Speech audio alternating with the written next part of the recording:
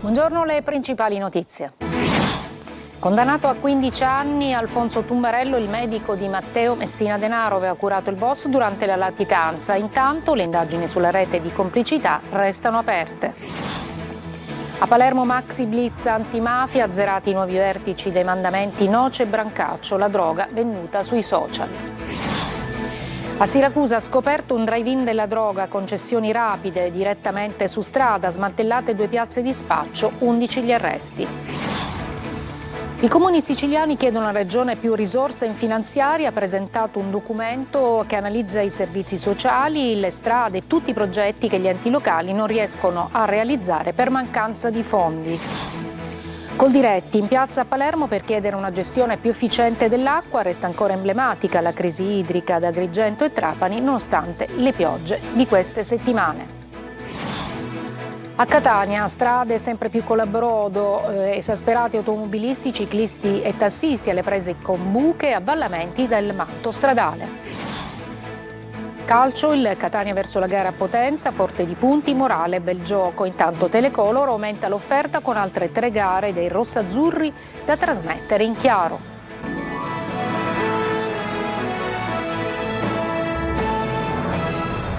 Buongiorno, benvenute e benvenuti a questa edizione del mattino del nostro telegiornale. Dunque, condannato il medico di Matteo Messina Denaro, Alfonso Tumbarello. Il Tribunale di Marsala lo ha condannato a 15 anni di reclusione.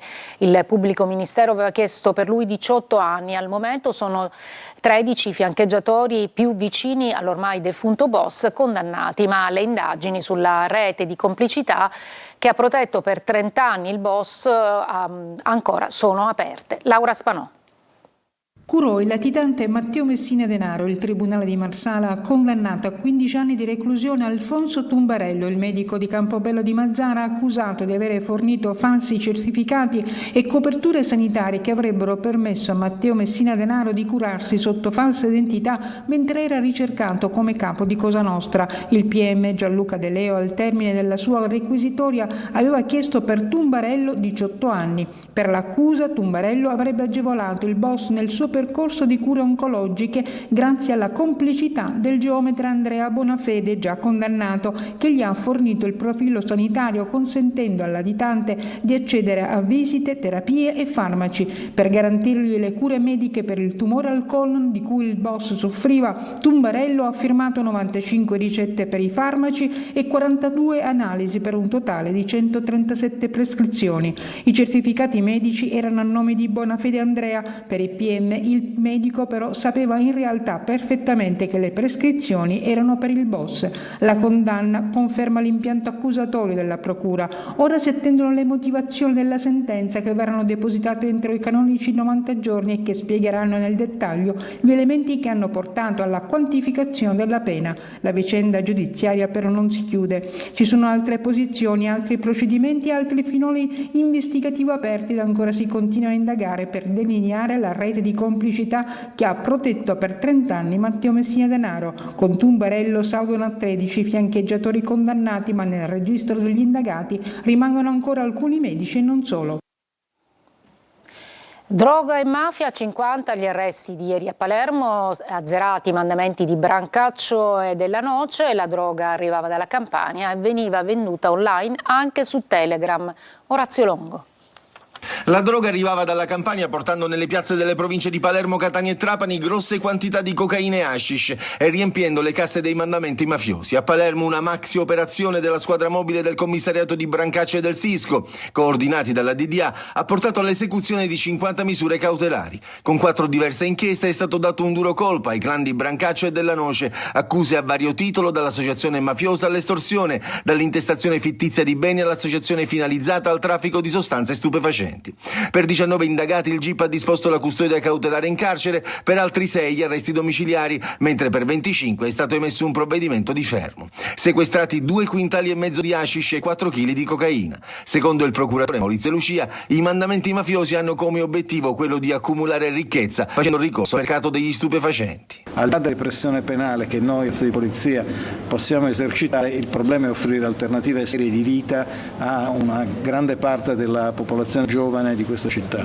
È stato rinvenuto un libro mastro con entrate e uscite relative alle vendite degli stupefacenti. Inoltre, oltre alle tradizioni fisiche, è stata anche accertata una piazza virtuale su Telegram. Sul profilo aperto la foto di Al Pacino nel ruolo di Tony Montana nel film Scarface.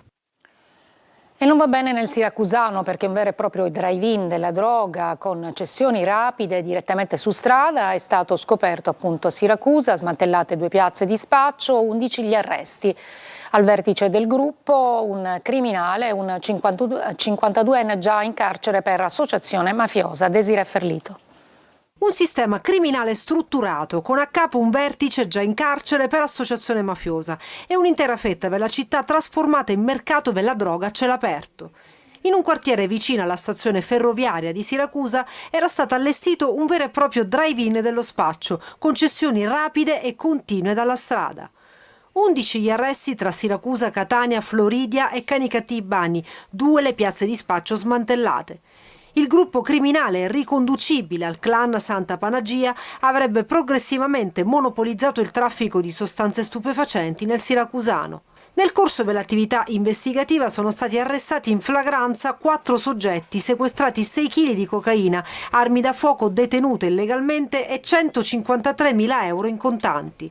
Sigilli anche su beni mobili e immobili per un valore complessivo di oltre 500.000 euro. Gli indagati sono accusati a vario titolo di associazione a delinquere finalizzata al traffico e allo spaccio di sostanze stupefacenti, detenzioni e porto di armi comuni e clandestine, ricettazione e autoriciclaggio.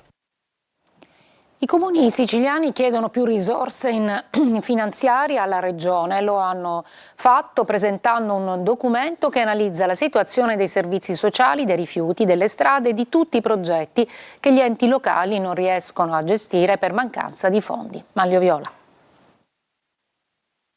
Lo hanno chiamato il paradosso Sicilia. Aumentano le entrate per la regione, ma a fronte di più soldi disponibili aumentano anche i comuni in dissesto e crollano gli impegni di spesa nel sociale, con la conseguenza che tutte le province siciliane sono in fondo alle classifiche sulla qualità della vita. È l'allarme di ANCI Sicilia, l'associazione dei comuni dell'isola, che oggi all'Ars ha presentato il proprio rapporto sulle condizioni dei servizi per i quali mancano fondamentalmente i soldi. Davanti a un aumento incredibile di flusso di denaro nelle casse della regione siciliana, di contro abbiamo i possi che accadono nei comuni siciliani. A fronte di un aumento aumentano i comuni in dissesto e in predissesto, a fronte di una mancanza di sicurezza non possiamo assumere persone. Ad esempio nella polizia locale, rispetto ad alcuni temi nelle politiche sociali, abbiamo un riscontro che nei capitoli di spesa della finanziaria che si prevede di approvare non ci sono fondi per le politiche sociali. Non c'è più dialogo fra comuni e governo e la regione denuncia comuni e chiedono interventi in finanziaria per le autonomie locali, ma la fanno rivolgendosi al Parlamento. Ci rivolgiamo all'Assemblea regionale, che è ancora in tempo, a fare degli interventi su materie più importanti come la mensa scolastica, i trasporti pendolari, su tutti questi temi che, ribadisco, non farebbero altro che, se trattati bene, in proporzione, insieme ai fondi comunitari e alla spesa comunitaria, farci scalare le classifiche. Asimense, scuole, disabili psichici, rifiuti, strade e altro concludono dall'ANCI e ormai è l'ora di cambiare strada. In 7.000 hanno manifestato ieri a Palermo contro una gestione schizofrenica della gestione dell'acqua. Così, nonostante la pioggia di queste settimane, città come Agrigento e Trapani sono ancora in sofferenza. La protesta della Coldiretti in questo servizio di Marco Gullà.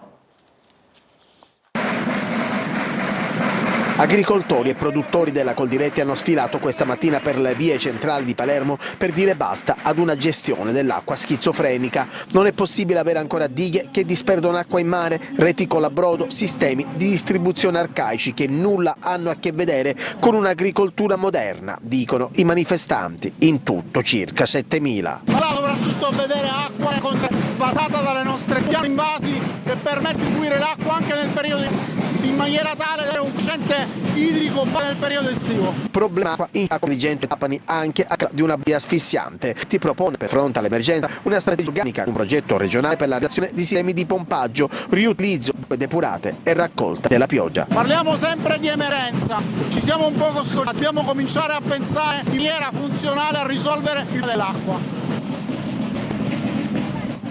Gesta Pandora, dopo 12 anni, dichiarata la prescrizione, il Tribunale di Catania ha emesso una sentenza di non luogo a procedere per tutti gli imputati. Orazio Longo. Era il 2013 quando l'inchiesta Pandora si occupò dei presunti affari illeciti legati al mondo della formazione regionale. Ci furono arresti e sequestri. Dopo 12 anni arriva l'ultimo atto, con la terza sezione del Tribunale di Catania che ha deciso per il non luogo a procedere per tutti gli imputati, dichiarando la prescrizione. Il processo era stato incardinato su presunte irregolarità nella gestione di enti di formazione e di alcune società del gruppo riconducibili all'imprenditore Giuseppe Saffo e al nipote Francesco Luigi Cavallaro. La prescrizione è scattata dopo che il collegio giudicante ha riqualificato in truffa nei confronti dello Stato il reato contestato dalla procura, che era di peculato. Per Saffo e Cavallaro l'accusa aveva chiesto la condanna a 14 anni di reclusione ciascuno. Oltre a loro, altri 20 sono stati prosciolti dal tribunale. Soddisfazione, nonostante che con la prescrizione non si entri nel merito delle contestazioni, hanno espresso i legali del collegio difensivo. Certezza l'abbiamo avuta che nell'ambito dei corsi di formazione certamente questi non erano fittizi, ma tutti i corsi che sono stati contestati comunque sono stati svolti regolarmente. Un punto fermo si è giunti, insomma a un certo punto si è ridata anche dignità agli imputati. L'esasperazione di automobilisti, ciclisti e tassisti alle prese con buche e pericolosi avvallamenti del manto stradale. Tonino De Mana. Non se ne può più, signori miei. Tutti esasperati tutti, dagli automobilisti ai ciclisti, dagli autisti di bus ai tassisti, alle prese con buche ed avvallamenti che rendono il transito pericoloso e dispendioso, facendo però la gioia di gommisti e meccanici. Altro che Etna, i crateri si trovano anche in pieno centro a Catania. Questa voragine dà il benvenuto a chi proviene dal porto e sotto gli archi della Marina non va meglio, visto che da anni si va avanti solo a rattoppi. Situazione ancor più complicata in via 6 aprile, ridotta ad un sentiero di guerra. Qui raccogliamo lo sfogo di un autista di bus che percorre ogni giorno il tratto Centuripe-Catania. Buche, rischiamo di spaccare qualche gomma. Con la macchina bene o male si riesce a svigolare, ma con l'autobus è più complicato evitare una buca. Certo, le prendiamo piano piano, però facciamo lo stesso. Sembra bombardato il Viale della Libertà, dove segnaliamo una serie di buche all'altezza di Piazza Principessa Yolanda. Vado a piedi, ci sono tantissime buche, sì, e faccio fatica con la bicicletta, soprattutto in questa via Umberto. Corsia preferenziale solo di nome, con buche ed avvallamenti che rendono problematico il transito di autobus, taxi e persino mezzi di soccorso. Immaginate il paziente a bordo di quest'ambulanza. Alle lamentele si aggiungono anche pedoni e negozianti. Però se non c'è manutenzione è chiaro che poi le cose vanno sempre per peggiorare. Ma quanto è fastidioso ascoltare il rumore dei mezzi che passano? Allora è molto fastidioso, anche perché io ci sto tutto il giorno qua, quindi ne sento continuamente. E nei quartieri periferici è anche peggio, basti pensare ai crateri di San Giovanni Galermo. Breve pausa e poi un progetto di inclusione per le persone affette dalla sindrome.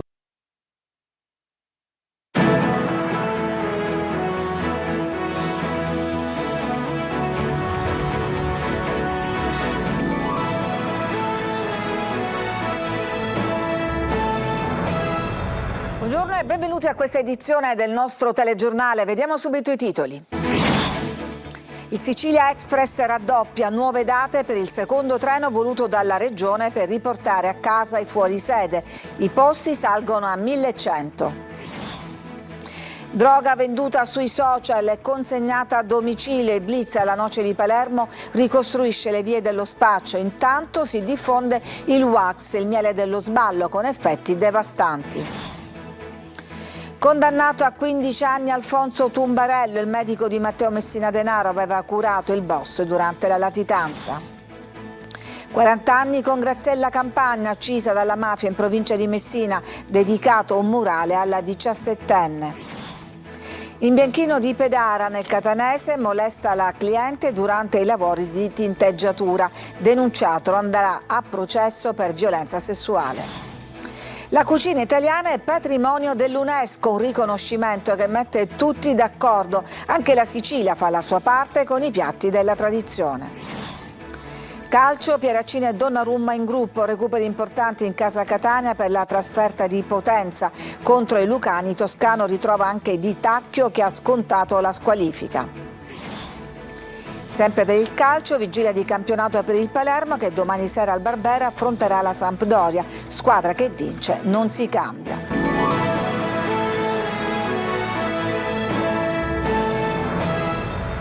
Il Sicilia Express raddoppia. Quest'anno i treni voluti dalla Regione per riportare a casa i siciliani fuori sede saranno 2 per un totale di 1.100 posti. Sentiamo Maglio Viola.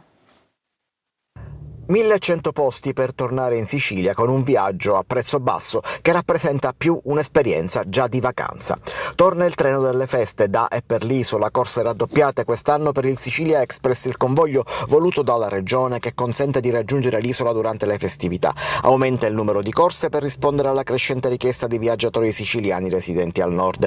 2 le date previste per il viaggio di andata da Torino, il 20 e il 27 dicembre, 2 quelle di ritorno, il 5 e il 10 gennaio. Sui 2 treni che viaggiano verso la Sicilia ci sarà posto per 1.100 passeggeri che avranno acquistato il biglietto a una tariffa compresa fra 25 e 30 euro o poco meno a partire dalle 12 di sabato 13. Il Sicilia Express prevede il trasporto da Torino alle città siciliane di destinazione. A Messina infatti il treno si divide in 2, una sezione dovrà essere diretta a Siracusa, un'altra sezione a Palermo Centrale. Il treno propone una vera e propria esperienza di viaggio. Durante il tragitto infatti i passeggeri possono godere di intrattenimento musicale dal vivo, animazione, degustazione di prodotti tipici siciliani e momenti di aggregazione. A bordo previsti fra gli altri il giovane tenore siciliano Alberto Urso, vincitore del talent show Amici, e delle lezioni masterclass legate al mondo del vino e dei dolci siciliani.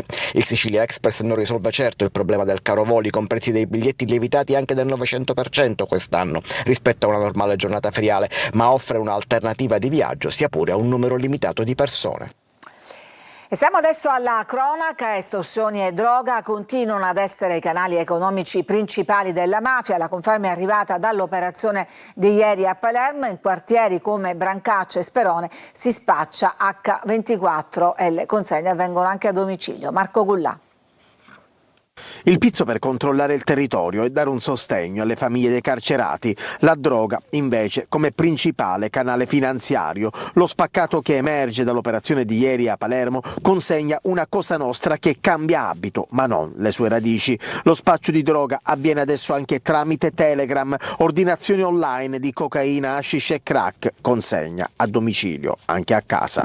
Le centrali dello spaccio sono ancora Brancaccio e Sperone. Il procuratore di Palermo, Maurizio De Lucia, sullo spaccio nel capoluogo ha detto: a questi giovani mancano alternative, concetto che ribadisce anche il parroco dello Sperone. Questi giovani che usciti dalla scuola a 15, 16, 17 anni massimo, e già è tardi molte volte in questi quartieri, poi non riescono a trovare comunque uno sbocco lavorativo giusto, corretto, e si rivolgono a questi mercati paralleli di morte che diventano un supermercato a cielo aperto dove io alla fine sono impiegato, non capiscono il senso del danno, del male che fanno. Loro pensano: se non te lo compri da me te lo compri da un altro, allora meglio che guadagno io e non che guadagna quello accanto a me. L'operazione di ieri inoltre ha confermato che il pizzo viene pagato ancora da tantissimi commercianti. Un altro dato significativo e che deve far riflettere è che nessuno ha denunciato.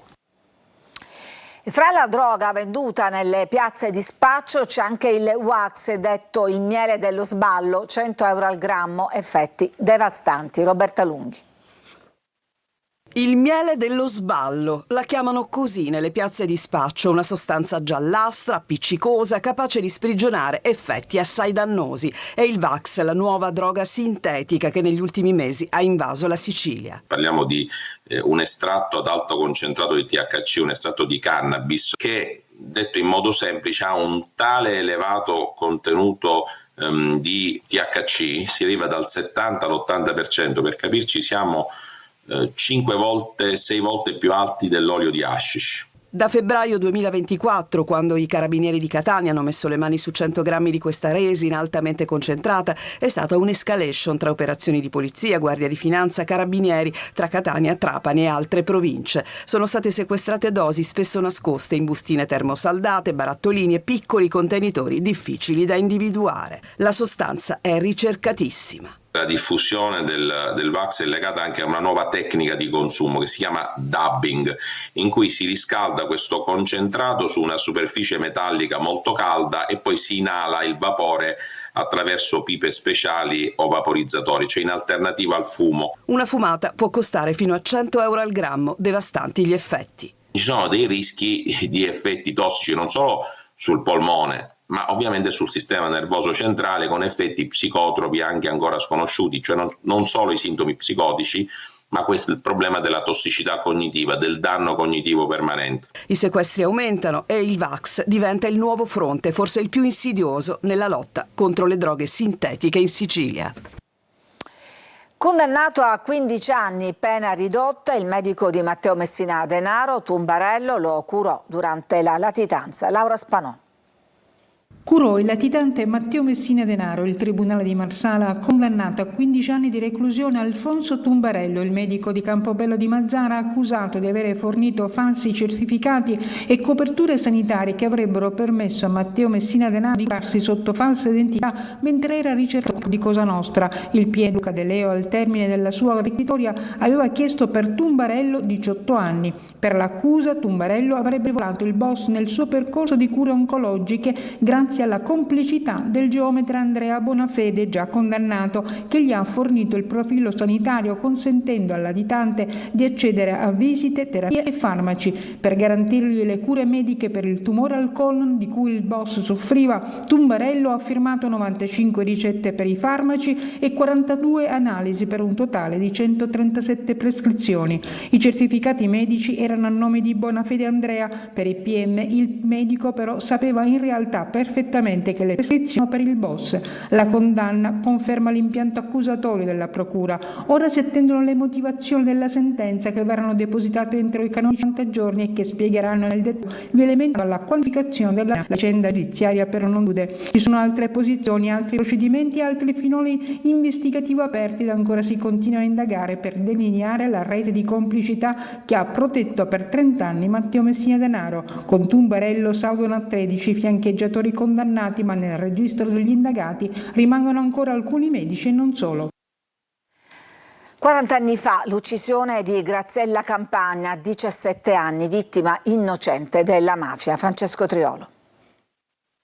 40 anni con Graziella, 40 anni con la sua storia, la sua giovane vita strappata al futuro, 2 giorni per ricordare l'allora 17enne che fu uccisa dalla mafia per nascondere la presenza a Villafranca di un latitante, Alberto Gerlandi Jr., morto qualche giorno fa. Tanti ragazzi, tanti studenti insieme all'istituzione, al corteo a Saponara che ha anticipato l'inaugurazione di un murales realizzato da Andrea Sposari sulla parete della biblioteca comunale, proprio a Caino, piantato 40 anni fa per Graziella. Abbiamo voluto chiamare questa giornata 40 anni con Graziella. Proprio la parola con vuol dire che Graziella oggi è tra noi. Perché ricordare è importante, soprattutto per la piccola Graziella. Dico piccola perché negli anni 80 una ragazza di 7 anni era definita una bambina. La memoria di Graziella, è stato detto durante la cerimonia, deve essere accompagnata dall'impegno per non rendere la sua morte e quella di tante altre vittime innocenti della mafia. Noi dobbiamo trasmettere proprio, noi lo abbiamo fatto col cuore, di fermare quel dolore, o meglio di cercare di trasformare impegno. E lo facciamo con dedizione tutti i giorni, rilasciando ai nostri giovani che sono il futuro, ma che sono il presente, ma saranno anche il futuro. E per il futuro pieno di legalità, perché non dimentichiamo mai che è la cultura a sconfiggere la mafia, come diceva Borsellino, come diceva Fabio. È una grande mano d'aiuto, gliela dobbiamo dare anche noi, mostrando responsabilità e memoria anche per chi non c'è più nei confronti di tutti questi ragazzi. A Catania un imbianchino ha molestato una cliente durante i lavori di tinteggiatura in casa. Adesso, dopo la denuncia della vittima, andrà a processo per violenza sessuale. Sentiamo Giusy Lazzara. I lavori di tinteggiatura erano diventati un incubo. Una giovane donna di Catania dà l'incarico ad un imbianchino di Pedara che conosceva per aver chiamato in altre occasioni a casa sua. Non si aspettava certo di ricevere le sue moleste attenzioni quando gli aveva fatto rilevare qualche imperfezione e si è abbassata per indicargli il punto preciso. Tanto è bastato all'imbianchino che ha fatto prima la mano morta e poi ha cominciato ad accarezzarle la schiena. La donna, sotto shock, si è allontanata dalla stanza, ma l'imbianchino l'ha seguita costringendola a subire abusi sessuali. Prima le ha sciolto i capelli raccolti con un elastico e poi le ha tolto il vestito. I fatti risalgono al 27 agosto dell'anno scorso. Una storia finita male per l'uomo, denunciato dalla vittima, che adesso deve rispondere di violenza sessuale. Oggi per lui il rinvio a giudizio, il processo inizierà ad ottobre dell'anno prossimo. E nel frattempo il molestatore si sarebbe pentito. In una lettera di scuse inviata al legale della donna ha confessato la sua responsabilità con un senso di colpa e di vergogna, chiedendole perdono. Nessuna somma può risarcire la vittima di un abuso sessuale, di una violenza sessuale. Abbiamo rifiutato, non abbiamo voluto nessun risarcimento personale, ma abbiamo ripetuto più giusto, più corretto, una donazione da parte dell'imputato che ha ritenuto di ascoltarci in favore dell'associazione Io Sono Giordana, fondata da Vera Squadrito, madre di Giordana Di Stefano, vittima di femminicidio. 2 uomini, Michael Santo, Antonio Battaglia e Massimiliano Fichera, sono stati arrestati a Catania per una rapina risalente al 13 maggio scorso. Simulando la consegna di una cassetta di frutta, sono entrati in una casa in pieno centro. Tra l'altro uno di loro aveva la faccia coperta da una maschera in gomma, e poi hanno immobilizzato i proprietari, zittiti con il naso adesivo, e poi li hanno costretti ad aprire 2 cassaforte che contenevano ben 500.000 euro. Sono poi riusciti a fuggire con una macchina guidata da un complice, ma grazie alle immagini dei sistemi di videosorveglianza i carabinieri sono riusciti a risalire alla loro identità e appunto ad arrestarli. E adesso vi raccontiamo l'ennesima aggressione in ospedale. Questa volta è successo all'ospedale San Giovanni di Dio di Agrigento. Davide Sardo. Tensione altissima al pronto soccorso di Agrigento, dove un acceso momento di follia ha trasformato una normale giornata di lavoro in una scena di caos e paura. All'ospedale San Giovanni di Dio si sono vissuti attimi di grande agitazione quando un 33enne disoccupato, improvvisamente fuori controllo, ha iniziato a inveire contro il personale sanitario fino a scagliarsi fisicamente contro medici, infermieri e le guardie giurate in servizio. La situazione è rapidamente degenerata e per evitare conseguenze più gravi è stato necessario l'intervento dei carabinieri, che hanno tentato di riportare la calma, trovandosi però a loro volta coinvolti nell'aggressione. Il bilancio finale è di 4 feriti, 3 militari dell'Arma e una guardia giurata, con uno dei carabinieri che ha riportato anche un trauma al setto nasale. L'uomo di Agrigento è stato bloccato e arrestato con le accuse di resistenza a pubblico ufficiale, oltraggio e minacce. Al momento non sono ancora chiari i motivi che hanno portato a questa escalation di violenza, mentre le indagini proseguono e il pronto soccorso torna lentamente alla normalità. Pazienti maltrattati al pronto soccorso dell'ospedale Umberto di Siracusa, una doppia denuncia in pochi giorni nei confronti del personale del reparto di emergenza. Vittima una donna di Priolo che ha denunciato di essere stata mortificata e derisa. L'ASP ha chiesto scusa e ha aperto un'indagine interna. Intanto l'azienda sanitaria di Trapani è stata condannata a risarcire con 1.380.000 euro i familiari di un uomo morto nel 2016 per una diagnosi sbagliata al pronto soccorso. E dopo il TG con Sicilia 24 Focus continueremo a parlare di sanità, della relazione medico-paziente in oncologia, ma non solo. Ospite di Adelaide Barbagallo il dottor Marco Aiello, oncologo del Policlinico San Marco di Catania, e Maria Bonomo del gruppo Musica Cordis, l'umanizzazione della cura e le nuove terapie. L'appuntamento è alle 14.30 su Telecolor, in streaming sul sito Sicilia Web, e potete sempre interagire inviando messaggi al 342 745 5005. E adesso parliamo di questo traguardo raggiunto dalla cucina italiana, prima al mondo ad essere stata dichiarata patrimonio dell'UNESCO, un riconoscimento che mette tutti d'accordo. Sentiamo Emanuela Corsi. Sono d'accordissimo, penso che la cucina italiana sia la migliore al mondo, non c'è da che dire. Spaghetti, pomodoro, beautiful. La cucina italiana, patrimonio dell'umanità. È la prima al mondo ad essere riconosciuta nella sua interezza. A deliberarlo il Comitato Intergovernativo dell'UNESCO, che si è riunito a New Delhi, in India. Un riconoscimento che l'Italia merita tutta, no? Io forse da cuoco questa cosa la sento tantissimo. È proprio il riconoscimento alla cucina, ma allo stile proprio che ha l'italiano nel proprio proporre la cucina nella tavola, nel modo di stare a tavola. Per il Comitato la nostra cucina rappresenta una miscela culturale e sociale di tradizioni culinarie, ma anche un modo per prendersi cura di se stessi e degli altri, esprimere amore e riscoprire le proprie radici culturali. L'Italia tutta che può gioire, però gioisce proprio di quella che è l'essenza proprio della cucina italiana, che ha tantissime sfaccettature regionali, addirittura io direi proprio quasi rionali, no? C'è anche un po' di Sicilia in questo prestigioso riconoscimento. La Sicilia è, credo, veramente leader tra pochi altri paesi dello street food, proprio a causa delle dominazioni che noi abbiamo avuto. Abbiamo il pane e milza, pane e panella, l'acqua, rumusa, ancella, insomma sono cose meravigliose. Anelletti al forno palermitani, piuttosto che i fritti, i nostri fritti, i cardi che si chiamano cardona. L'Italia meritava questo posto già da tempo, avere questo riconoscimento dell'UNESCO, come infatti io sto a casa all'UNESCO. Ci fermiamo, c'è una pausa per la pubblicità, torniamo dopo con altre notizie.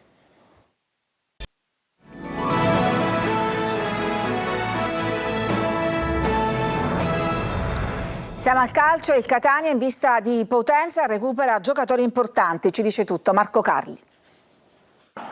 Ultima trasferta dell'anno e penultima del girone di andata. Il Catania Potenza per avvicinarsi al primo traguardo, quello di chiudere in testa prima di Natale. Catania che recupera anche dei pezzi e questa è una notizia importante, a parte i lungodegenti Aloy e Cicerelli e Ierardi che si riaffaccerà in squadra nel 2026, ecco le buone nuove.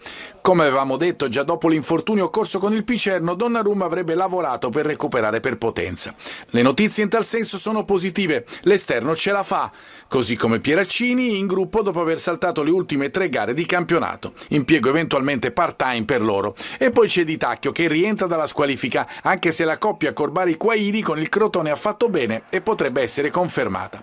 Dall'altra parte c'è un Potenza altalenante in campionato ma comunque in zona playoff e reduce da 4 risultati utili consecutivi e soprattutto semifinalista di Coppa Italia dopo il successo con il Crotone.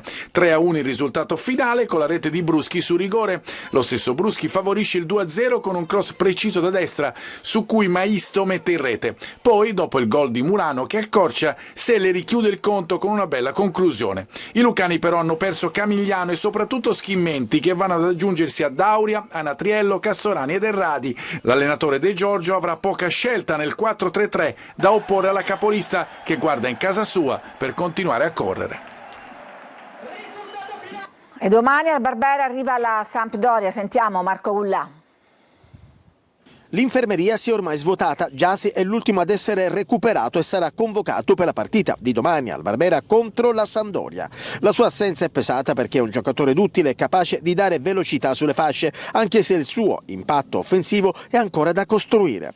Anni fa la sfida tra i rosanero e i blu cerchiati valeva la Champions League, oggi invece in B può rilanciare le ambizioni delle due squadre. Sta ovviamente meglio il Palermo che dopo le 2 vittorie consecutive contro Carrarese ed Empoli va alla ricerca del tris. Inzaghi non dovrebbe cambiare formazione, in campo andranno probabilmente gli 11 che hanno espugnato il Caslani, sarà ancora Leduaron assieme a Palumba, supporto poi Amblo, rede marcatori in B, autore di 5 gol nelle ultime 2 partite.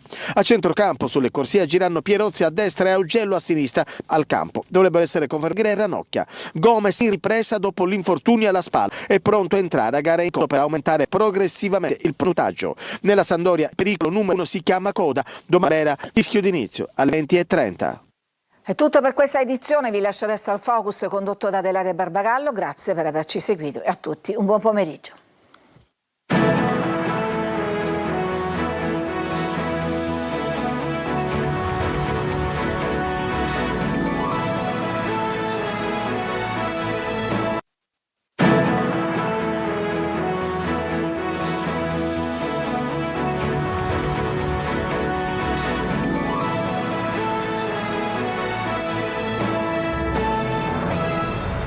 Buonasera da Sicilia 24, le principali notizie. STM conferma investimenti nello stabilimento di Catania, nuova linea di microchip, Banca Europea e vertici aziendali hanno firmato un accordo da 1 miliardo. Lavoro nel 2025 in aumento in Sicilia, le morti e gli infortuni, crescono anche le malattie professionali. A Catania, scandalo cataratta, 3 indagati, 2 medici e la responsabile sanitaria della clinica dove sono stati effettuati gli interventi. L'accusa è di lesioni.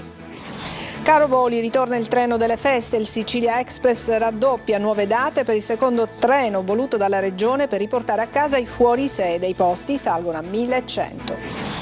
Rifiuti, nasce a Catania un sistema sperimentale di raccolta differenziata per gli esercenti del centro storico. La nuova iniziativa mira a superare le criticità del porta a porta. Calcio, Pieraccini e Donnarumma in gruppo, recuperati importanti in casa Catania per la trasferta di domenica a Potenza. Vigilia di campionato per il Palermo che domani sera al Barbera affronterà la Sampdoria, squadra che vince non si cambia.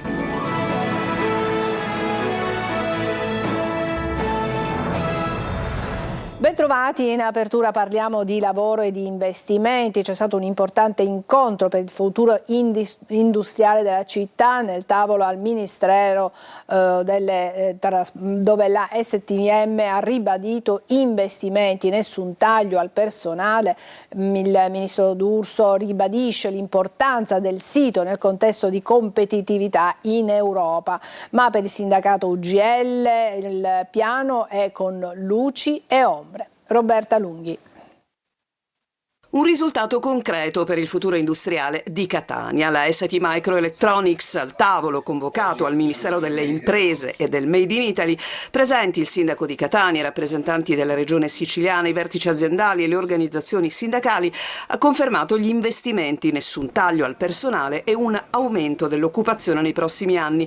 Per il governo 3.000 necessari da qui al 2037, anche se il piano presentato dall'azienda si ferma al 2027. Ed è questo un nodo che per UGL resta da chiarire. Abbiamo bisogno di una visibilità maggiore, appunto, che arrivi almeno fino al 2030-2032. Quindi si naviga a vista e così non può andare bene. Dobbiamo dare stabilità, sicurezza alle lavoratrici e ai lavoratori di Catania. Per il sindacato, oltre a qualche ombra, ci sono però anche le luci. Abbiamo saputo che l'azienda comunque non dismetterà il silicio, la produzione su silicio all'interno dello stabilimento, appunto, etneo.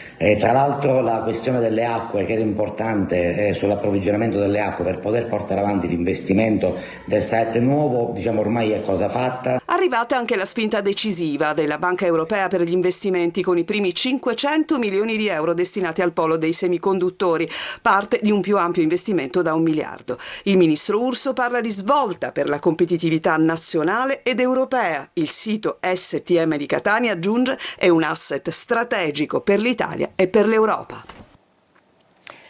E nel 2025 in Sicilia aumentano gli infortuni mortali sul lavoro, 77 nei primi 10 mesi, un più 8,4 rispetto all'anno scorso, e crescono anche gli incidenti in itinere e le malattie professionali, con Catania la provincia più colpita. Sentiamo Simona Mazzone. In Sicilia aumentano i morti sul lavoro rispetto allo scorso anno. Sono allarmanti i dati del rapporto annuale INAIL nell'isola. Un triste primato che nei primi 10 mesi di quest'anno ha fatto registrare 77 morti a fronte dei 71 dello stesso periodo del 2024. Se si parla di infortuni si registra un lieve aumento delle denunce presentate all'INAIL. Quelle riguardanti gli studenti in Sicilia sono invece in calo rispetto allo scorso anno. Andando ai settori più critici, se in agricoltura quelli denunciati diminuiscono, nell'industria e nei servizi c'è stato un aumento. Analizzando i dati per singolo settore, il maggior numero di eventi infortunistici si registra in sanità e assistenza sociale, segue il settore delle costruzioni, commercio all'ingrosso e al dettaglio e il settore trasporto e magazzinaggio. Quelle per malattia professionale sono aumentate di oltre 8 punti percentuali rispetto al 2024 e il 22% di quelle presentate in Sicilia riguardano la provincia di Messina. Poi ci sono gli infortuni in itinere, quelli cioè avvenuti nel tragitto casa-lavoro-casa, che secondo l'INAIL in Sicilia sono aumentati lievemente, passando da 4.000 a 4.037. Infine le 3 province che al 31 ottobre hanno segnato il maggior numero di infortuni sono nell'ordine Catania, Palermo e Messina. E c'è chi protesta, sono tornati in piazza gli ex precari della regione, sono stati stabilizzati con contratti part-time, ma adesso chiedono il tempo pieno. Sentiamo Manlio Viola. Sono tornati a protestare gli ex precari della regione siciliana, oggi stabilizzati attraverso la SAS, la società servizi ausiliari della stessa regione, interamente controllata dall'amministrazione. Si tratta degli ex PIP, già al centro di un confronto all'interno della medesima maggioranza. Lavoratori precari rimasti tali per 25 anni, adesso hanno un contratto a tempo indeterminato, ma soltanto da 18 a 20 ore settimanali, con stipendi che definiscono da fame. E noi non possiamo andare avanti con questa finanziaria che loro vogliono approvare, perché prendiamo poco, è 820 euro, correnti viene 920 e noi siamo in povertà. I lavoratori si sono dati appuntamento alle 13 davanti alla prefettura di Palermo ed hanno inscenato un corteo fino a Piazza Indipendenza, sede della presidenza della regione. Dopo 25 anni di precariato che la regione ci teneva in un limbo senza messa in regola, finalmente il governo Schifani, che dobbiamo ringraziare, ci ha dato la stabilizzazione a tutti, ringraziamo il governo Schifani, ma però vorremmo avere un po' di dignità lavorativa, vorremmo proprio portare un pezzo di pane a casa sano, perché così a fine mese non ci arriviamo né ora né mai. All'Assemblea regionale chiedono di mettere in finanziaria le risorse per portare il loro impiego a tempo pieno e annunciano altre proteste fino a quando non saranno reperite tutte le risorse necessarie. È sciocchante perché ci sarà una contestazione fino a quando il governo non decide di uno sbocco di aumento delle ore almeno a 30 ore. Il governo si è già impegnato a reperire 10 milioni di euro l'anno nel prossimo triennio, ma i lavoratori considerano insufficiente la dotazione.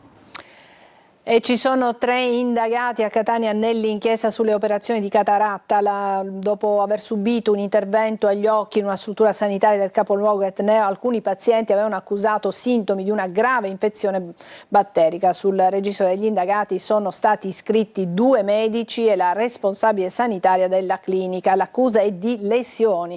La procura ha già nominato i periti che dovranno risalire all'origine dell'infezione. Si tratta dei consulenti tecnici, il medico legale Cristoforo Pomara, Vincenza Bonfiglio, specialista in oculistica, e Margherita Ferrante, specialista in igiene, e poi ancora Maria Assunta Fasciana, specialista in microbiologia. Allora il compito di capire cosa è successo in sala operatoria, perché questi pazienti hanno subito questa gravissima infezione, in alcuni casi alcuni hanno anche perso la vista.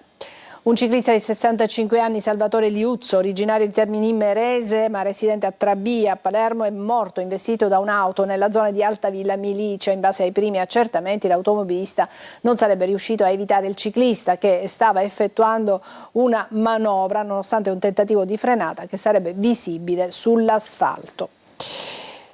E fra la droga venduta nelle piazze di spaccio c'è il wax, detta il miele dello sballo, 100 euro al grammo, effetti devastanti. Roberta Lunghi.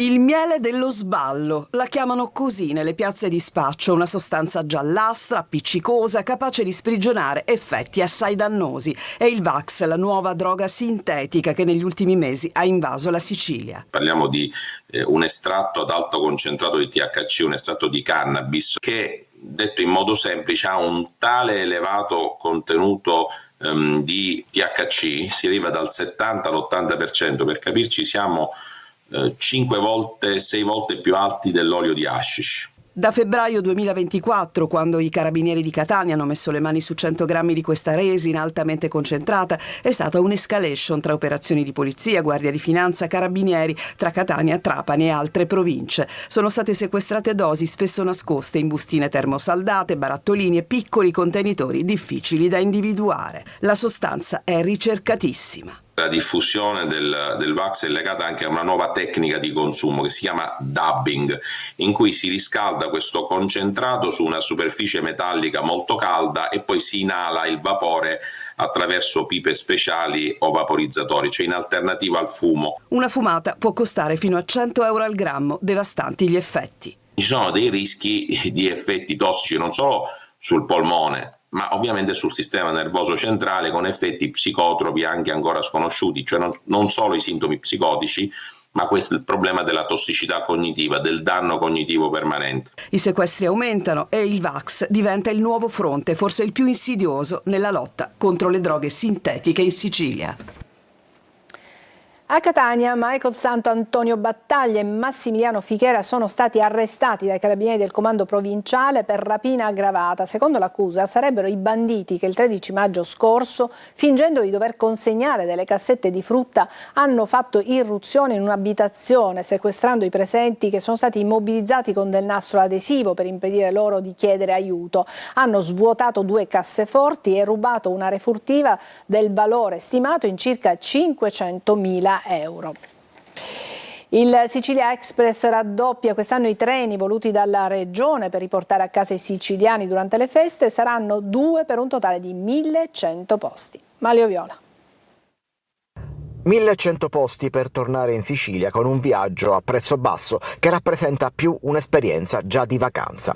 Torna il treno delle feste da e per l'isola, corse raddoppiate quest'anno per il Sicilia Express, il convoglio voluto dalla regione che consente di raggiungere l'isola durante le festività. Aumenta il numero di corse per rispondere alla crescente richiesta di viaggiatori siciliani residenti al nord. 2 le date previste per il viaggio di andata da Torino, il 20 e il 27 dicembre, 2 quelle di ritorno, il 5 e il 10 gennaio. Sui 2 treni che viaggiano verso la Sicilia ci sarà posto per 1.100 passeggeri che avranno acquistato il biglietto a una tariffa compresa fra 25 e 30 euro o poco meno a partire dalle 12 di sabato 13. Il Sicilia Express prevede il trasporto da Torino alle città siciliane di destinazione. A Messina infatti il treno si divide in 2, una sezione dovrà essere diretta a Siracusa, un'altra sezione a Palermo Centrale. Il treno propone una vera e propria esperienza di viaggio. Durante il tragitto infatti i passeggeri possono godere di intrattenimento musicale dal vivo, animazione, degustazione di prodotti tipici siciliani e momenti di aggregazione. A bordo previsti fra gli altri il giovane tenore siciliano Alberto Urso, vincitore del talent show Amici, e delle lezioni masterclass legate al mondo del vino e dei dolci siciliani. Il Sicilia Express non risolve certo il problema del caro voli, con prezzi dei biglietti lievitati anche del 900% quest'anno rispetto a una normale giornata feriale, ma offre un'alternativa di viaggio sia pure a un numero limitato di persone.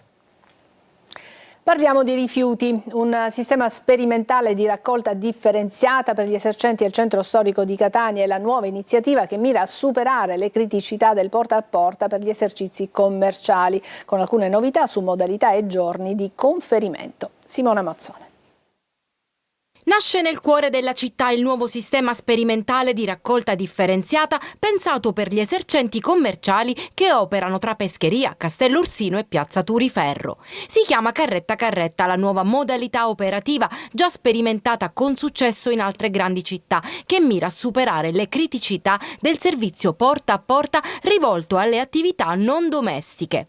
Gli esercizi commerciali sono caratterizzati da un flusso continuo di persone e da una certa quantità di rifiuti prodotti, come l'organico e il vetro. Adesso, col nuovo servizio gestito da Gema, cambiano le modalità di smaltimento proprio per le attività commerciali, prima di tutto la ristorazione. La frazione organica potrà essere conferita tutti i giorni della settimana, compresa la domenica. Il vetro sarà raccolto 3 volte a settimana con 2 turni giornalieri. Plastica e carta verranno ritirate 2 volte in 2 giornate settimanali. Crediamo molto in questo servizio, possiamo certamente, se funziona, e speriamo che funzioni, estenderlo anche in altre zone della città, perché in tanti lamentano appunto del conferimento dei rifiuti sulla sede stradale o sui marchi. Circa 300 le utenze volte, per le quali sono state prodotte 2 fasce orarie giornaliere, una pomeridiana e una serale. Adesso una breve pausa, poi continueremo a parlare di Catania, ma anche della cucina italiana che è diventata patrimonio dell'UNESCO. A tra poco.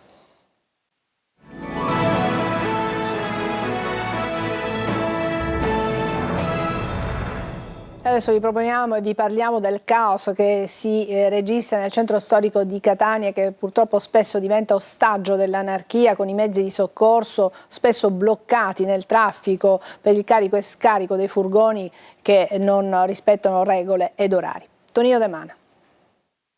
Si scrive centro, si legge caos, colpa dell'inciviltà ma anche della pessima abitudine di lasciare l'auto, magari servendosi dei mezzi pubblici che poi a Catania non è che brillino per puntualità. Sta di fatto che il centro storico è in perenne sofferenza e lo shopping natalizio contribuisce a renderlo ancor più invivibile, trascinandosi anche seri problemi di ordine pubblico. Ambulanze imbottigliate nel traffico, costrette a farsi largo e a volte bloccate a causa del parcheggio selvaggio, come in via Etnea e in piazza Sesicoro. Per arrivare in centro con quella confusione un'ambulanza non impiega meno di 15 minuti. È assurdo pensare che in centro storico manca la presenza di un'ambulanza. Altro nodo risolto è il carico e scarico dei mezzi, che il più delle volte non rispettano gli orari. Risultato? Furgoni grandi e piccoli in divieto di sosta, sui marciapiedi e anche in doppia fila. E quando si cerca di fare rispettare le regole, in questo caso ai 4 canti e quindi all'incrocio tra le vie Etnea e Antonino di San Giuliano, accade che gli agenti della Polizia Municipale e anche noi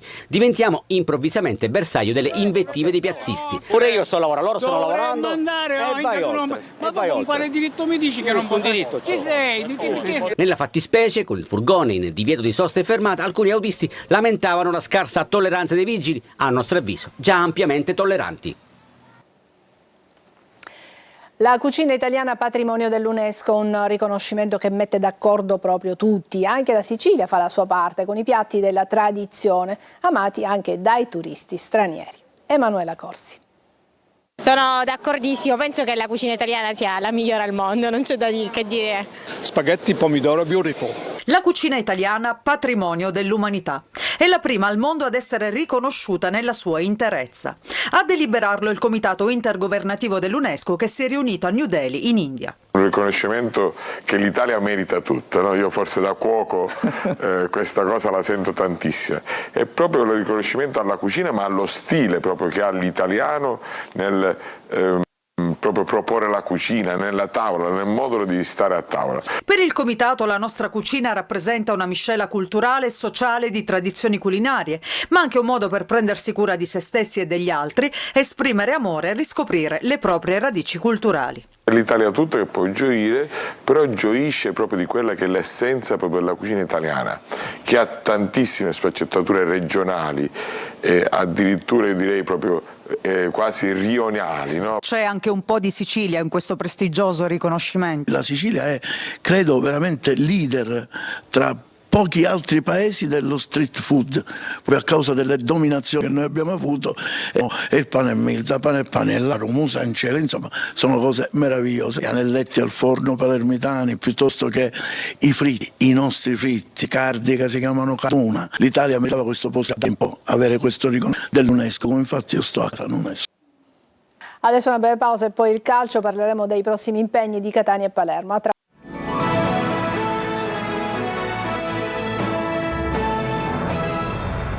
Ed eccoci al calcio, il Catania in vista di Potenza recupera giocatori importanti come Pieraccini e Donnarumma che probabilmente partiranno dalla panchina. I lucani perdono alcuni interpreti per infortunio. Marco Carli. Ultima trasferta dell'anno e penultima del girone di andata. Il Catania Potenza per avvicinarsi al primo traguardo, quello di chiudere in testa prima di Natale. Catania che recupera anche dei pezzi e questa è una notizia importante, a parte il lungo dei Genti, Aloia e Cicerelli e Ierardi che si riaffaccerà in squadra nel 2026, ecco le buone nuove. Come avevamo detto già dopo l'infortunio occorso con il Picerno, Donnarumma avrebbe lavorato per recuperare per Potenza. Le notizie in tal senso sono positive, l'esterno ce la fa, così come Pieraccini in gruppo dopo aver saltato le ultime 3 gare di campionato, impiego eventualmente part-time per loro. E poi c'è Di Tacchio che rientra dalla squalifica, anche se la coppia Corbari-Quairi con il Crotone ha fatto bene e potrebbe essere confermata. Dall'altra parte c'è un Potenza altalenante in campionato ma comunque in zona playoff e reduce da 4 risultati utili consecutivi e soprattutto semifinalista di Coppa Italia dopo il successo con il Crotone. 3-1 il risultato finale con la rete di Bruschi su rigore. Lo stesso Bruschi favorisce il 2-0 con un cross preciso da destra su cui Maisto mette in rete. Poi dopo il gol di Murano che accorcia, Selle richiude il conto con una bella conclusione. I lucani però hanno perso Camigliano e soprattutto Schimmenti che vanno ad aggiungersi a Dauria, Anatriello, Castorani ed Erradi. L'allenatore De Giorgio avrà poca scelta nel 4-3-3 da opporre alla vista che guarda in casa sua per continuare a correre. Vigilia di match per il Palermo che domani sera al Barbera affronterà la Sampdoria. Sentiamo Marco Gullà. L'infermeria si è ormai svuotata, Gyasi è l'ultimo ad essere recuperato e sarà convocato per la partita di domani al Barbera contro la Sampdoria. La sua assenza è pesata perché è un giocatore duttile capace di dare velocità sulle fasce, anche se il suo impatto offensivo è ancora da costruire. Anni fa la sfida tra i rosanero e i blu cerchiati valeva la Champions League, oggi invece in B può rilanciare le ambizioni delle due squadre. Sta ovviamente meglio il Palermo che dopo le 2 vittorie consecutive contro Carrarese ed Empoli va alla ricerca del trise. Pippo Inzaghi non dovrebbe avere formazione, in campo andranno probabilmente gli stessi 11 che hanno espugnato il Lani, sarà ancora Ledo Aron assieme a Palumbo a supportare Poyampalo ed è marcato B, autore di 5 gol nelle ultime 2 partite. A centrocampo sulle corsie giranno Pierozzi a destra e Aulo a sinistra, mentre in mezzo al campo dovrebbero essere confermati Segren, Gomez in ripresa l'infortunio alla spalla è pronto a entrare a gara in corso per aumentare progressivamente il pro. Nella Sampdoria il pericolo numero 1 si chiama domani al Barbera, fischio d'inizio alle 20. È tutto, grazie per averci seguito, buona serata.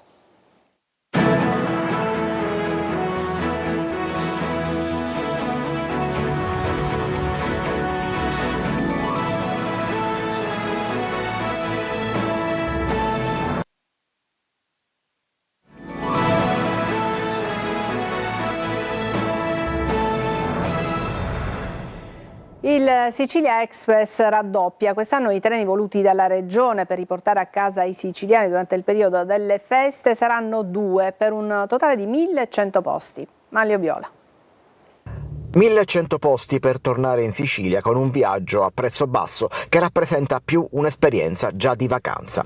Torna il treno delle feste da e per l'isola, corse raddoppiate quest'anno per il Sicilia Express, il convoglio voluto dalla Regione che consente di raggiungere l'isola durante le festività. Aumenta il numero di corse per rispondere alla crescente richiesta di viaggiatori siciliani residenti al nord. 2 le date previste per il viaggio di andata da Torino, il 20 e il 27 dicembre, 2 quelle di ritorno, il 5 e il 10 gennaio. Sui 2 treni che viaggiano verso la Sicilia ci sarà posto per 1.100 passeggeri che avranno acquistato il biglietto a una tariffa compresa fra 25 e 30 euro o poco meno a partire dalle 12 di sabato 13.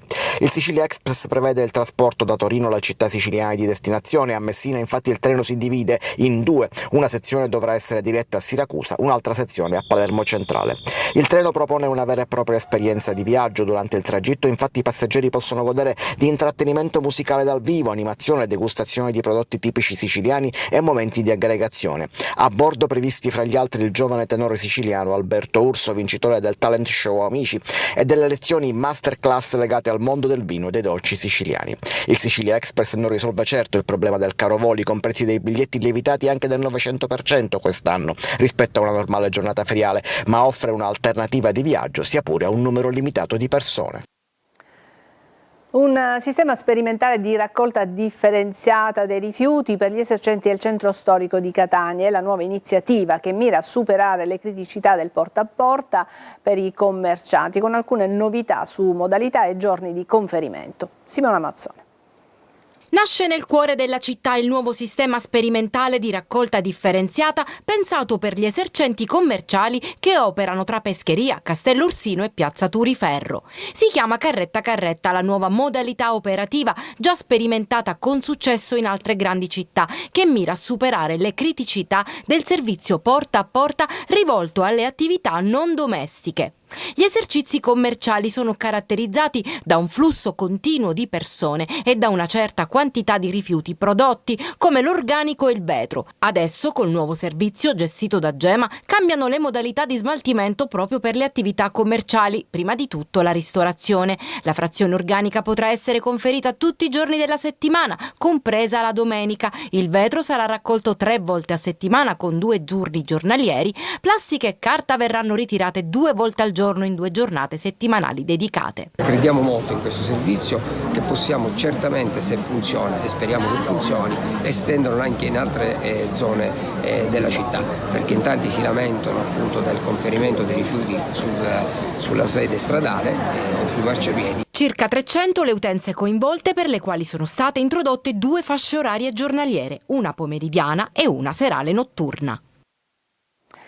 Restiamo a Catania, il centro storico è sempre nel caos e ostaggio dell'anarchia di chi parcheggia in maniera inconsueta, fuori dalla legge, così come i mezzi di soccorso a volte rimangono bloccati nel traffico. Sentiamo Tonino De Mano.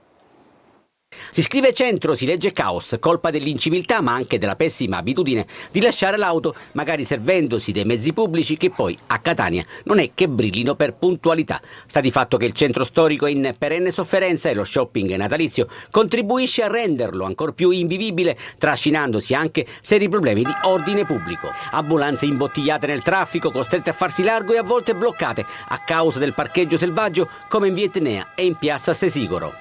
Per arrivare in centro con quella confusione un'ambulanza non impiega meno di 15 minuti. È assurdo pensare che in centro storico manca la presenza di un'ambulanza. Altro nodo risolto è il carico e scarico dei mezzi che il più delle volte non rispettano i risultato, furgoni e piccoli in divieto di sosta sui marciapiedi e anche in doppia fila. E quando si cerca di fare rispettare le regole, in questo caso ai 4 canti e quindi all'incrocio tra le vie Etnea e Antonino di San Giuliano, accade che gli agenti della polizia municipale e anche noi diventiamo improvvisamente bersaglio delle iti dei piazzisti. Pure io sto lavorando. Ma con quale diritto mi dica? Non diritto. Chi sei? Tratti specie, con il furgone in divieto di sosta e fermata, alcuni autisti lamentavano la scarsa tolleranza dei vigili, a nostro avviso già ampiamente tolleranti.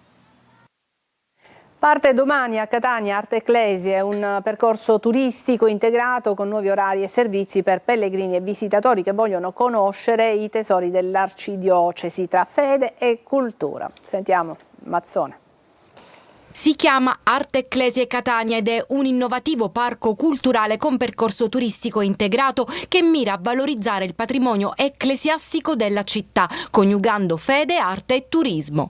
Si parte sabato 13 dicembre grazie alla sinergia tra Arcidiocesi e la società catanese Arca, già gestore del Museo Diocesano, che da oggi mette in rete anche alcuni degli straordinari luoghi di culto e cultura: la cattedrale, le terme achilliane, la collegiata e il trittico Agatino. Arte Ecclesie è il progetto che vuole valorizzare due cose: il patrimonio artistico ecclesiale e soprattutto il culto di Sant'Agata, che è il punto centrale di Catania. Non solo un percorso culturale, ma soprattutto una promozione integrata e sistemica dei beni ecclesiastici per la città di Catania. Con la diocesi vuole offrire una fruizione che accompagni tutto l'arco della giornata, perché finora le nostre chiese durante l'ora di pranzo per lo più erano chiuse, mentre tanti turisti arrivano proprio a quell'ora. Il progetto stabilisce inoltre l'estensione dell'orario di apertura dei monumenti coinvolti, nuove regole per ticket d'ingresso e prenotazioni con percorsi e visite guidate personalizzate. Saranno inoltre allestiti un bookshop all'ingresso del Museo Diocesano e un infopoint dove pellegrini e turisti potranno ricevere informazioni, acquistare biglietti e prenotare visite. E adesso una breve pausa e poi il calcio.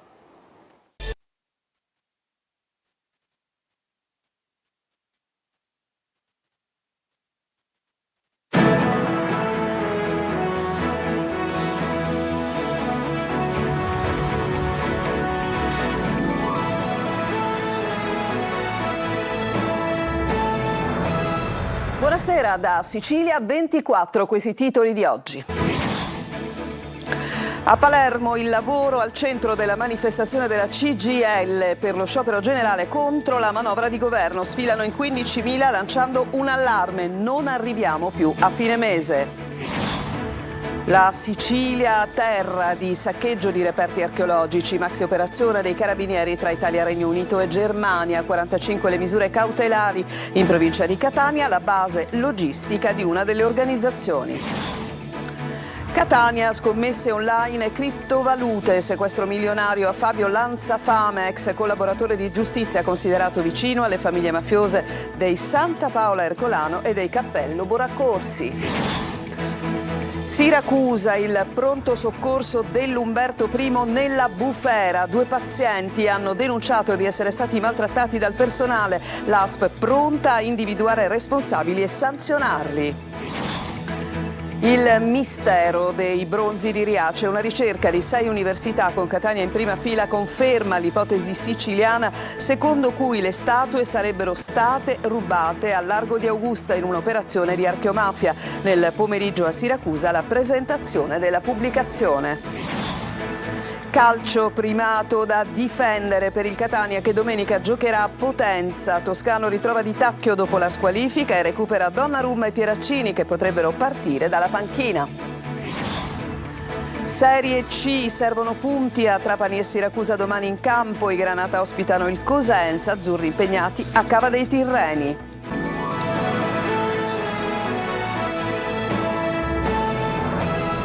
Ben trovati, andiamo a Palermo per aprire il nostro telegiornale dove c'è stata appunto quella che possiamo definire la tappa siciliana dello sciopero generale indetto dalla CGIL contro la manovra di governo. Ma ci fa il punto Marco Gullà. Ridiamo speranza al mondo del lavoro è la parola chiave della manifestazione regionale siciliana dello sciopero generale indetto dalla CGIL incentrato contro la manovra di bilancio del governo Meloni. A Palermo in migliaia sfilano dalla Cala fino a Piazza Indipendenza di fronte Palazzo d'Orleans. In Sicilia il sindacato ha esteso la protesta anche nei confronti del governo Schifani e della sua legge finanziaria. In Sicilia abbiamo il fatto che viene utilizzata la spesa pubblica non per affrontare i problemi che questa regione ha, ma la spesa pubblica serve per alimentare clientele, malaffare, ruberie, sprechi, e che queste ruberie e sprechi soprattutto attraverso settori strategici della nostra regione, a partire da quella della sanità. A manifestare oggi tantissimi giovani lavoratori e poi dipendenti Almaviva licenziati, metalmeccanici di Selicab in cassa integrazione, gli edili della Manelli, gli interinali di AMAP licenziati, i docenti precari dell'università e poi tanti lavoratori che non arrivano più a fine mese. Noi lavoriamo, ma lo stipendio rimane sempre quello che è, non vediamo l'aumento e purtroppo la vita va sempre aumentando, è cara e giustamente ci troviamo male per questo motivo. A sfilare anche moltissimi pensionati. Non solo abbiamo la difficoltà di poter arrivare a fine mese con le pensioni scarse che abbiamo, ma siamo arrabbiati per il fatto che in questa legge di bilancio il governo sta stanziando qualcosa come 23 miliardi di per gli armamenti, per le spese militari, sottraendo risorse ai pensionati, traendo risorse anche allo Stato sociale. 17 milioni di euro di antichi reperti archeologici, un traffico illecito internazionale e una quantità di beni che avrebbe potuto riempire un museo. E questo è il risultato della maxi operazione odierna dei carabinieri tra Italia, Regno Unito e Germania. 45 misure cautelari e sequestrati 10.000 beni. Eva Spampinato. I tombaroli l'avevano capito, la cultura rende e anche molto, parliamo di almeno 17 milioni di euro, il valore stimato dei 10.000 reperti archeologici sequestrati dai carabinieri in un maxi blitz internazionale tra Italia, Regno Unito e Germania, beni sufficienti ad aprire uno dei più importanti musei del paese. Dico 10.000 pezzi, tutti importanti, importantissimi. Sono stati sequestrati laboratori in cui evidentemente c'era un doppio mercato illecito, quello dei beni trafugati dagli scavi e poi vi era un mercato illecito rappresentato dalla falsificazione di questi pezzi antichi. La Sicilia era il cuore del saccheggio, una terra ricchissima dove i predatori riuscivano a trovare pezzi rarissimi anche in siti già scavati, merito di 60 metal detector di nuova generazione così potenti da sorprendere persino gli esperti. Si è ritenuto di darli ai competenti uffici ministeriali perché non ne sono privi, insomma, quindi abbiamo i ladri che hanno più mezzi delle guardie. 45 persone sono state raggiunte da misure cautelari tra Sicilia e Calabria, tra cui un poliziotto. Gli investigatori hanno ricostruito l'intera filiera illegale che arrivava fino a negozi del centro di Roma, Monaco, Londra, persino a case d'asta internazionali. Una rete ben strutturata che in Sicilia non era legata alla mafia. Grazie a intercettazioni e tabulati è stato fermato in aeroporto un italiano diretto in Germania. Nel portafogli nascondeva 15 monete greche rarissime, alcune in bronzo e di cui esistono solo 4 o 5 esemplari al mondo. Infine un garage di Paternò era il punto d'incontro per gli affari. Qui un cittadino ungherese residente a Londra aveva raggiunto un tombarolo per definire gli accordi. Andiamo a Gela, incendio doloso all'alba a Macchitella, il nuovo fast food Zangarolo pronto all'apertura è stato completamente distrutto, pesanti danni e sfumate 14 assunzioni. Sentiamo Gerry Italia. Alle prime luci dell'alba un incendio di natura dolosa ha devastato il fast food Zangaloro, il nuovo punto di ristoro che avrebbe dovuto aprire tra pochi giorni nel quartiere Macchitella. Le fiamme si sono sviluppate davanti all'ingresso e hanno rapidamente invaso tutto il locale già ultimato. I vigili del fuoco hanno trovato l'interno completamente avvolto dalle fiamme e hanno lavorato a lungo per spegnere il rogo. Sul posto anche la polizia che ha avviato le indagini ha già sequestrato i video delle telecamere di sorveglianza della zona per individuare i responsabili. Il locale era ormai pronto, mancava solo l'allaccio del contatore elettrico. Il titolare ad oggi non aveva ricevuto alcuna richiesta o minaccia. Diciamo che non abbiamo avuto fino ad oggi nessun contatto da nessuno, non pensavamo a una cosa del genere. Oltre ai danni materiali, diverse decine di migliaia di euro, resta il contraccolpo per le 14 assunzioni già avviate, tutte destinate a personale gelese. Non hanno fatto un disturbo a noi, ma pensando che un locale del genere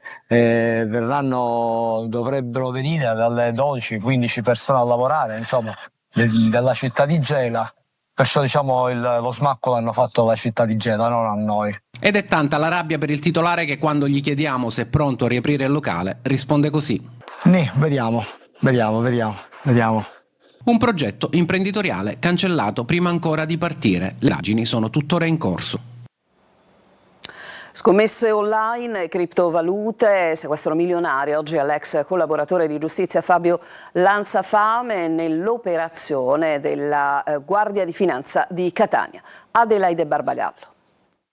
C'è perfino un'ala di un palazzo storico nel pieno centro dell'isola di Ortigia a Siracusa. In tutto 89 immobili in Italia, in Sicilia anche a Catania e Romania. Soldi, attività commerciali in Italia e all'estero, attive nel settore dei giochi e delle scommesse. Tra i beni sequestrati a Fabio Lanzafame, già collaboratore di giustizia. La Guardia di Finanza di Catania ha messo sotto sequestro un patrimonio da oltre 40 milioni di euro. Siracusano, residente in Romania, è noto come il pentito delle scommesse. Lanzafame, ritenuto vicino alla famiglia Santa Paolo e al clan Cappello Bonacco, avrebbe accumulato beni e attività grazie a un articolato sistema illecito legato al settore online delle scommesse e del riciclaggio internazionale. Nato nel 2020 e nel 2022 alla pena complessiva della reclusione di circa 7 anni, le inchieste ne avevano evidenziato la spiccata pericolosità sociale. Tra le accuse contestate, il riciclaggio di ingenti quantità di denaro in criptovalute e l'intestazione fittizia a terzi di propri beni e attività economiche per mascherare il patrimonio a lui riconducibile, in modo da dare o ridurre il rischio di possibili sequestri.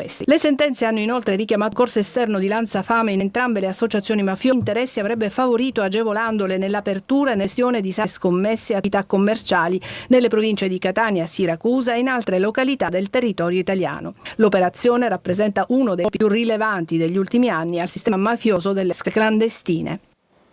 Anche il Tribunale del Riesame di Catania ha annullato il provvedimento della Procura della Repubblica di Caltagirone che aveva convalidato il sequestro delle somme di denaro contante trovate nella tenuta agricola di San Michele di Ganzaria dell'ex presidente della regione Totò Cuffaro. Il sequestro è stato disposto dalla Procura nell'ambito dell'indagine sui illeciti nella gestione di concorsi, delle nomine e degli appalti nella sanità siciliana che appunto vede coinvolto Cuffaro. La decisione dei giudici catanesi segue quella emessa la settimana scorsa dal Tribunale del Riesame di Palermo che aveva annullato il sequestro delle somme trovate nell'abitazione palermitana di Cuffaro. Cambiamo decisamente pagina, andiamo al pronto soccorso dell'Umberto I di Siracusa che è letteralmente nella bufera. Sono due pazienti che hanno denunciato di essere stati maltrattati dal personale.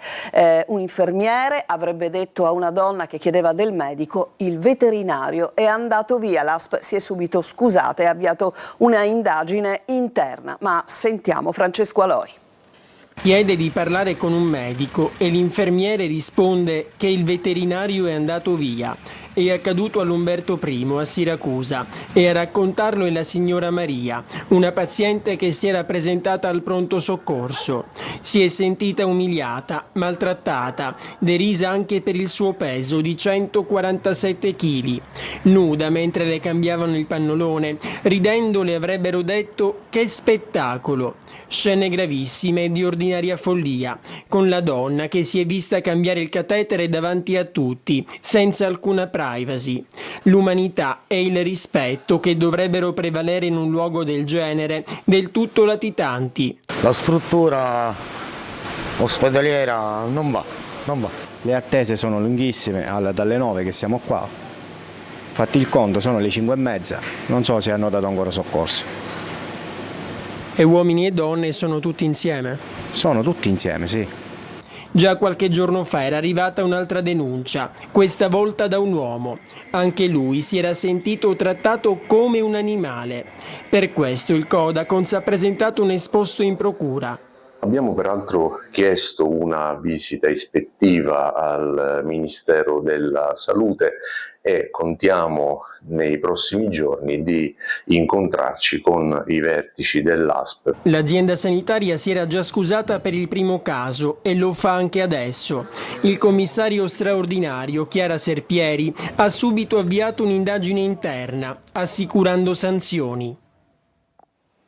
Adesso ci fermiamo, c'è una pausa e torniamo tra poco perché oggi pomeriggio a Siracusa è stato presentato il nuovo studio che riguarda i bronzi di Riace e che in qualche modo lo scopriremo dal nostro servizio avalla appunto i bronzi di Riace come in realtà in siciliani, ma lo sentiamo tra poco dopo la pausa.